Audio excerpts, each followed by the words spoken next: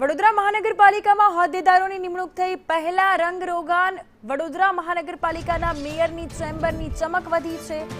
Mayor તેમજ deputy મેયરની ચેમ્બરને નવો colour કરવામાં આવ્યો છે। હોદ્દેદારોની નિમણૂક પહેલા ઓફિસની ચમક વધારવામાં આવી।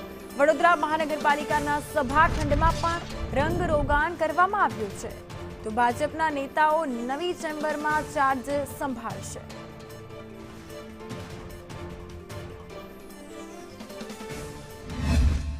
દર 5 વર્ષે આ સમય મને એવો મળતો હોય છે કે જેમાં અમે તમામ પ્રકારની નાની મોટી સુવિધા હોય, કલર કામ કરવાનું હોય, રૂમોને રિપેરિંગ કરવાનું હોય, એ બધું અમે કરતા હોઈએ છીએ।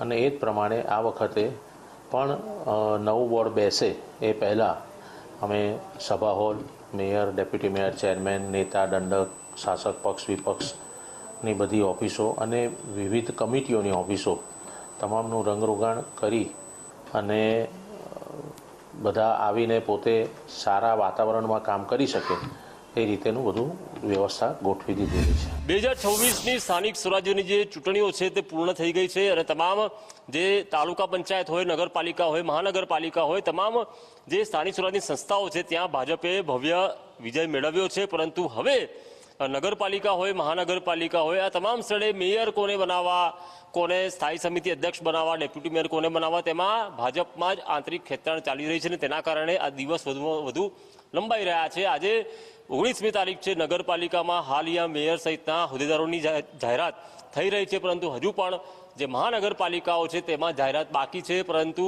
હાલ આગામી 25મી તારીખ સુધીમાં વડોદરા મહાનગરપાલિકાના મેયર, ડેપ્યુટી મેયર, સ્થાયી સમિતિ અધ્યક્ષના નામોની જાહેરાત થઈ શકે છે। ત્યારે પાલિકામાં જે સભાખંડ છે કે જ્યાં નગરસેવકો અહીંયા આવતા હોય છે, નેતાઓ અહીંયા આવતા હોય છે અને જે પોતાના સ્થાનિક મુદ્દાઓ હોય છે સમસ્યાના, તેને લઈને રજૂઆતો અહીંયા કરતા હોય છે। પરંતુ ઘણા ટર્મમાં એવું જોવા મળ્યું છે કે અહીંયા ફક્ત અને ફક્ત અમુક જ મુદ્દા ઉઠાવે છે, 5 થી 6 લોકો બોલતા હોય છે અને બાકીના લોકો ફક્ત હાજરી પુરાવતા હોય છે અને જનતાની સમસ્યા ત્યાંની ત્યાં હોય છે। ત્યારે આશા રાખીએ કે આ વખતે જે મેયર આવે, અહીંયા જે મેયર બનાવવામાં આવે તે કદાચ એવા આવે કે જે વડોદરામાં જે સમસ્યાઓ છે નળ, ગટર, રોડની, તેનો ક્યાંક અંત લાવે। જે નગરસેવક નવા ચૂંટાયા છે તે પણ ક્યાંક નવી રાજનીતિ કરે તેવી આશા સ્થાનિકો અહીંયા લોકો ઈચ્છી રહ્યા છે। ત્યારે હવે એ જોવું રહ્યું કે સમીર વાઘેલા, ચેતન પરમાર કે અજય ડાભીમાંથી કોણ મેયર બને છે, કોણ ડેપ્યુટી મેયર બને છે અને કોણ સ્ટેન્ડિંગ ચેરમેન બને છે, તેના પર સૌની નજર છે।